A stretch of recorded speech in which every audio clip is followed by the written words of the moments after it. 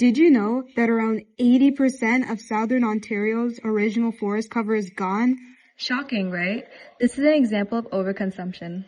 But you might be wondering, what is overconsumption and what does it have to do with me? Today, we'll teach you just that. In this case, overconsumption means humans taking in more than resources that they can give back or replenish. Let's look back at our first example about the Southern Ontario's forest cover. Southern Ontario used to be rich in beautiful forests filled with trees such as varieties of pine, birch, oaks, and sugar maples. But after the Europeans settled in the 1700s, these abundant forests were quickly cleared to make way for settlements, ships, and farms, depriving animals of their natural habitats.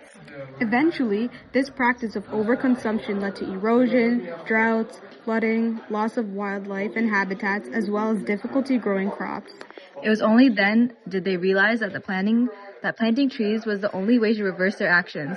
Hundreds of years later, the restoration of these forests continue in southern Ontario. Sadly, this is only one example about how we overconsume resources in the area. For example, we waste food. Millions of tons of perfectly edible food each year rotting in landfills in southern Ontario.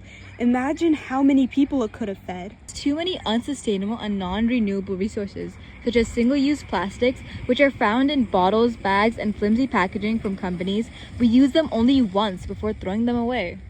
Once thrown, did they end up in landfills, where they not only do take 100 years to decompose, but they also turn into harmful microplastics that can get into our food. It is estimated that we ingest about a credit card's worth of plastic each week. That's insane. We overconsume fossil fuels at an alarming rate, depleting reserves. Fossil fuels are not a sustainable resource because they took millions of years to form into what we know today. Once you run out of them, we run out forever.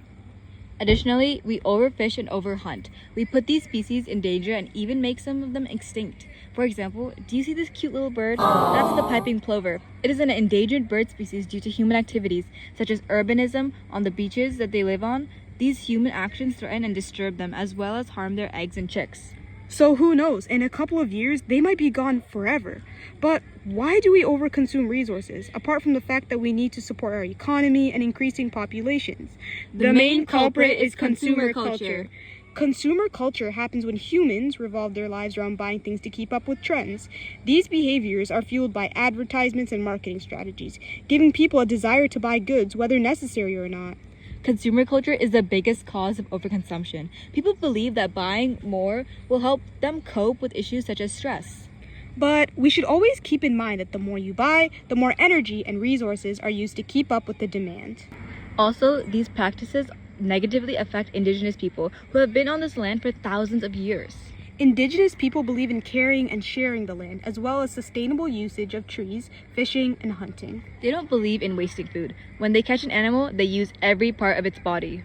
They would eat every edible part of the animal, including all the organs, and they would use the bones and skulls for weapons and cultural and ceremonial purposes. Overconsumption destroys their lands, foods, and water sources. This is bad because they rely on the nature for their day-to-day lives. For example, they use the plants to make natural remedies for illnesses. They use the land for hunting, fishing, and cultural teachings. If we keep over-consuming resources, we will not be able to sustain our lifestyles for much longer, as we will eventually run out of resources. Scary, right? So, what can you do to solve the problem? Firstly, don't waste food. Food is a resource, and not everyone is lucky enough to have it. Never fall for consumer culture. Are you buying that sweater because you really need it, or because everybody has it? Use sustainable modes of transportation such as biking and walking. Use public transportation or carpool if necessary. Recycle, reuse, repair, and donate items. Do your best not to use single-use products. Instead, use reusable and more sustainable options to save resources. For example, use a metal water bottle instead of a plastic one, and use reusable bags instead of plastic ones.